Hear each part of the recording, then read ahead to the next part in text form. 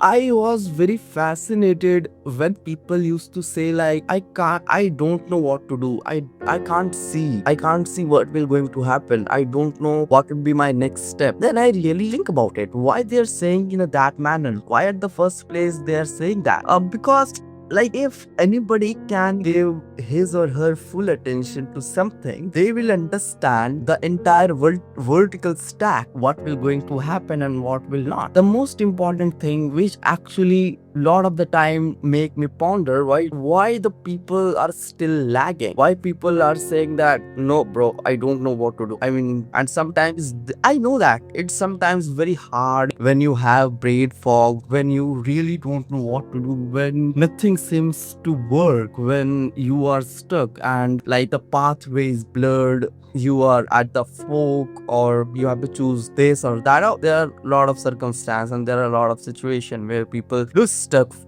feel stuck and do actually stand in a place where they have to decide one or other. But I feel really like I feel fascinated because I am somebody who love observe human psychology and human psyche. And when people say that like, bro, I don't know, I can't see that, I don't know what will going to happen, I don't know whether this will going to work or that will going to work, or how each and everything will going to make sense, then I do understand why the people think about it. So today we will going to talk about how important it is to grow your perception, because when your ability to see and think critically increase, then you able to take better decision, and then you able to recognize some kind of pattern which actually help you in your intuition or when you decide by your intuition. So before we go deep into that, before we discuss that particular thing, let's understand this key point.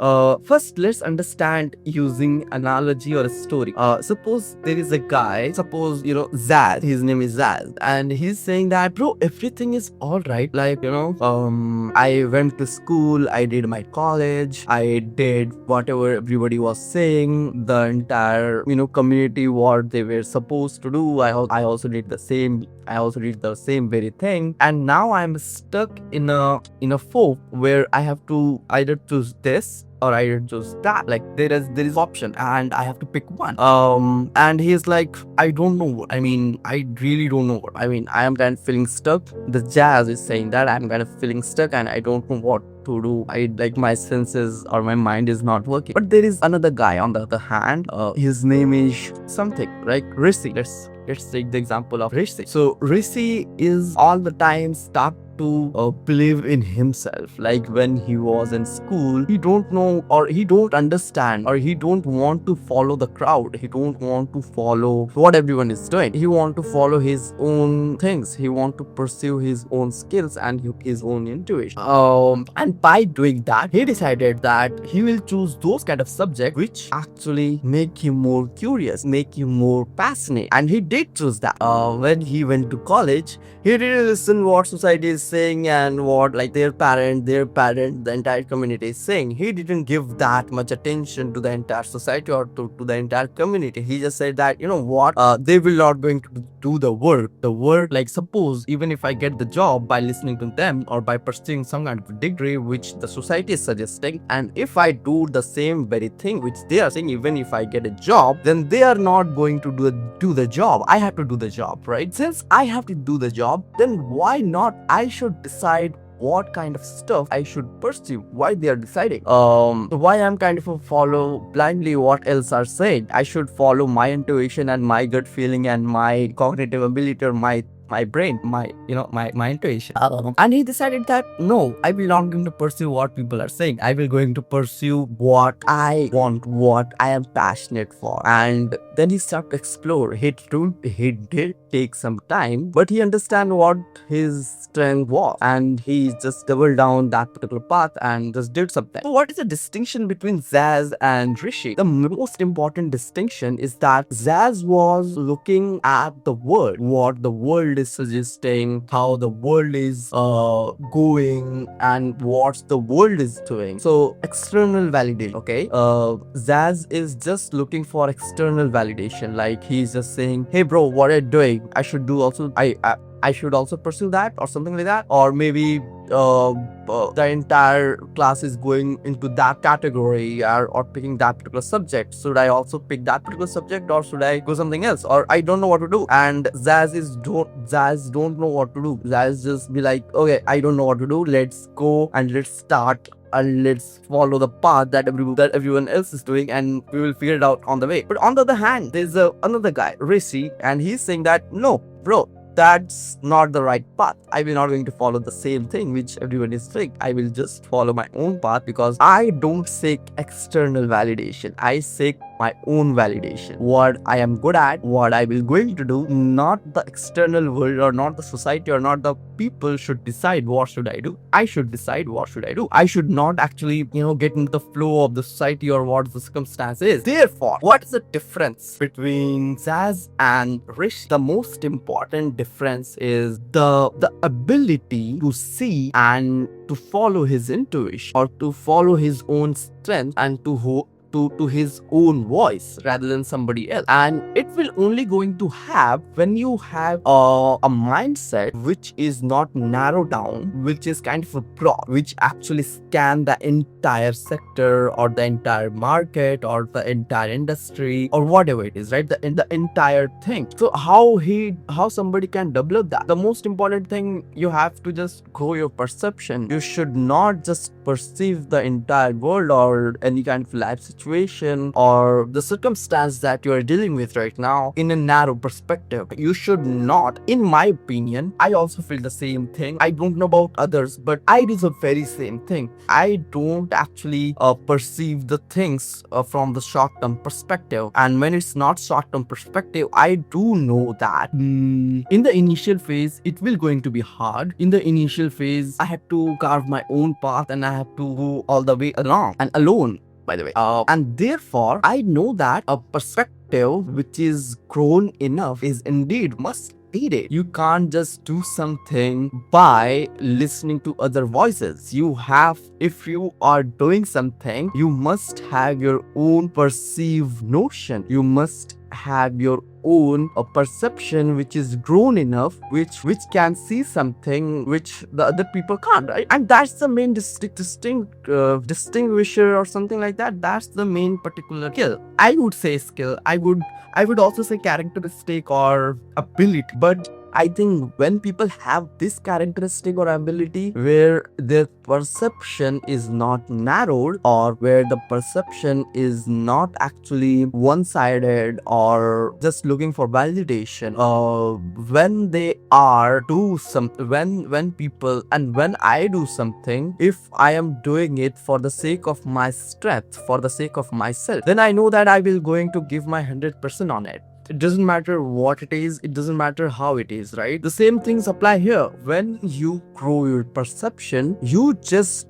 know what to do and what not to do. You just know what you are good at and what you are not. You just know what kind of habit, what kind of hobbies that you must do in order to do the thing that you want to do. And now the main question is, okay bro, all those things are good, but how can somebody create or improve the perception that you are saying? How can somebody grow the perception? Like, all those lectures are good, but tell me the practical takeaways. Like, how can somebody improve the perception? The most important thing, I believe that in order to improve the perception is putting all of your attention to what you are thinking. If you are taking decision, then you must put your entire attention into that particular thing. In simple term, when you don't have a shallow or a satyr attention, when you know, or when your concentrated power or concentration power or the focus power is more enough, or like is far better than all the average person that is around you, then you will be able to do that. It's all boiled down to attention. If you have a shallow attention or shallow way of looking at it, if your perception is get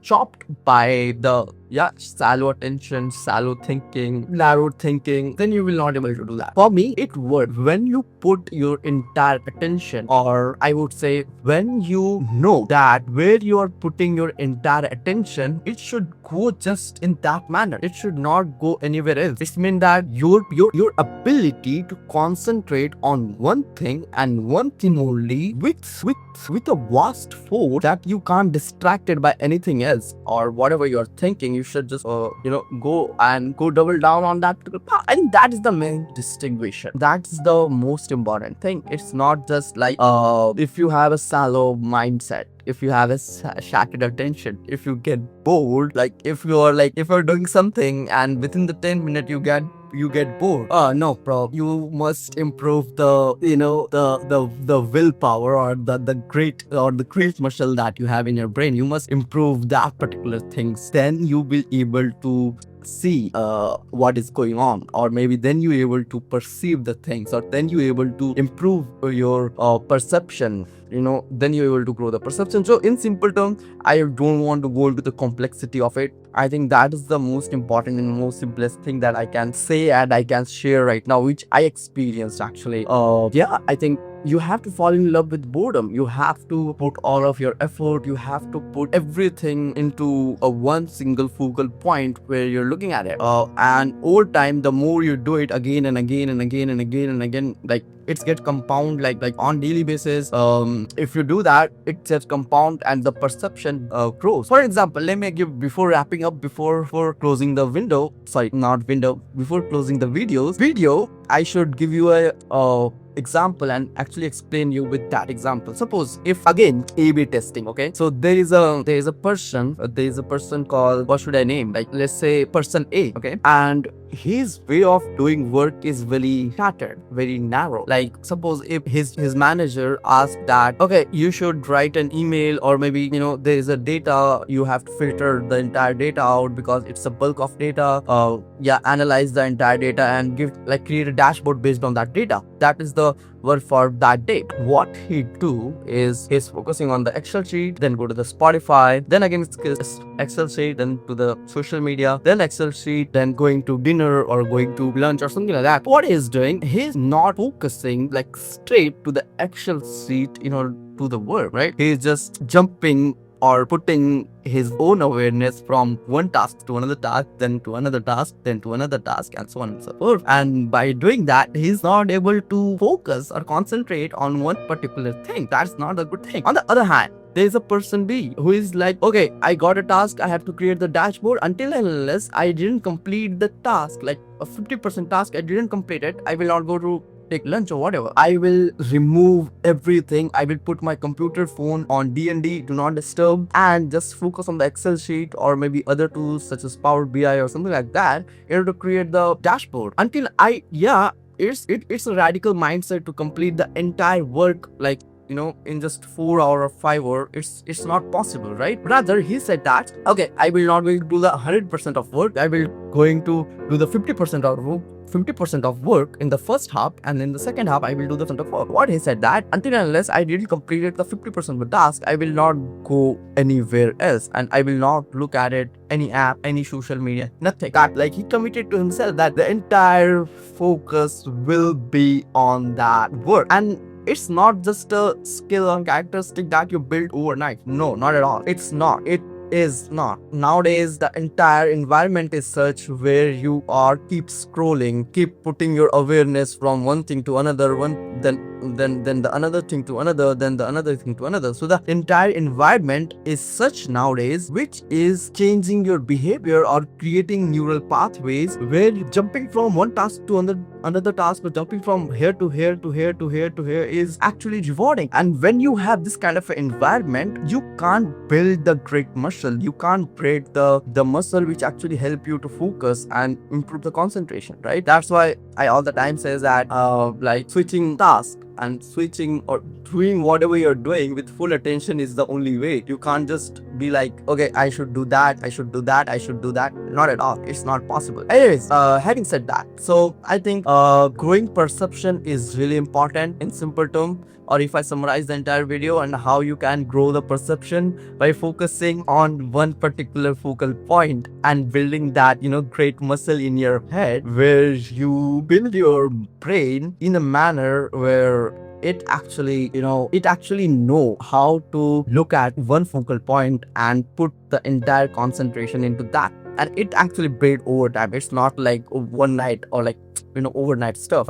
It actually takes 3 months, 4 months, 5 months, 6 months, whatever the time it is, but it will going to take time. So yeah, the only way to improve your concentration, the perception, is just putting the attention into the one work that you are doing, or maybe in simple term, improving your concentration. However, there is a other contrasting point. When you have a improved perception, then you can see the thing. But if you don't have how to say, if you don't have a growth perception, then how are you able to see that, right? If you don't know, like if I am walking and there is a hole in the road, if I don't able to see that, then I will fall in that little hole or something like that. So that's why improving perception is really important nowadays. I hope it will going to